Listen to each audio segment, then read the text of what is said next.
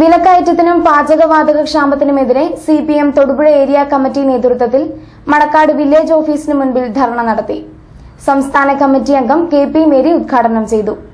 V V Mathai, T R Soman തുടങ്ങിയവർ സംസാരിച്ചു.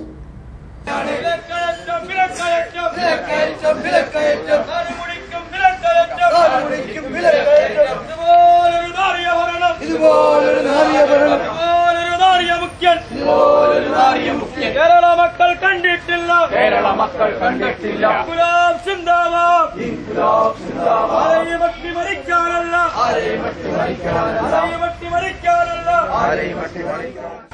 ഇന്നിപ്പോൾ നമുക്ക് റേഷൻ കടകളിൽ പോയാൽ ബിപിഎല്ലുകാരന് അതുപോലെ തന്നെ എപിഎല്ലുകാരനും 1 രൂപയ്ക്കും 2 രൂപയ്ക്കും അരി ലഭിക്കുന്ന സാഹചര്യം ഇന്ന് നമ്മുടെ കേരളത്തിലുണ്ട്.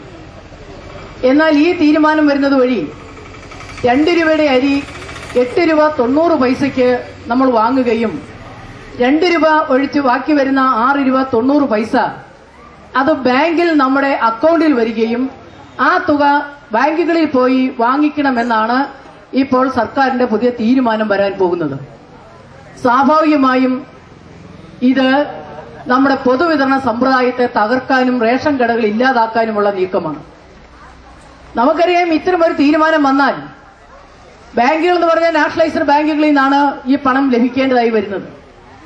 എന്നാൽ ഇന്ന് നമ്മുടെ കേരളത്തിലെ മലയോര ജില്ലകളില് അല്ലെങ്കിൽ ഇപ്പം മാമലക്കണ്ടമോ അതിലെ മറയൂരോ കാന്തല്ലൂരോ വട്ടവടയോ ഒക്കെ ജീവിക്കുന്ന ആളുകൾ, സാധാരണ ആളുകൾ, സാധാരണ പാവങ്ങളായ ആളുകൾ, അവർക്ക് ലഭിക്കുന്ന ഈ സബ്സിഡി സ്വാഭാവികമായും ഈ സബ്സിഡി ബാങ്കുകളിൽ പോയി വാങ്ങിക്കണമെങ്കിൽ എത്രയോ കിലോമീറ്റർ ദൂരം സഞ്ചരിച്ചു വേണം ബാങ്കുകളിൽ പോയി സബ്സിഡി വാങ്ങിക്കാൻ.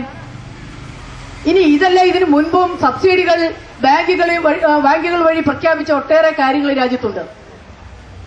രാസവളത്തിന് വില വർദ്ധിച്ചപ്പോൾ സർക്കാർ പറഞ്ഞു കൂടിയ വില അത് സബ്സിഡി വഴി ബാങ്കുകൾ വഴി സബ്സിഡി നൽകുമെന്ന് പറഞ്ഞു.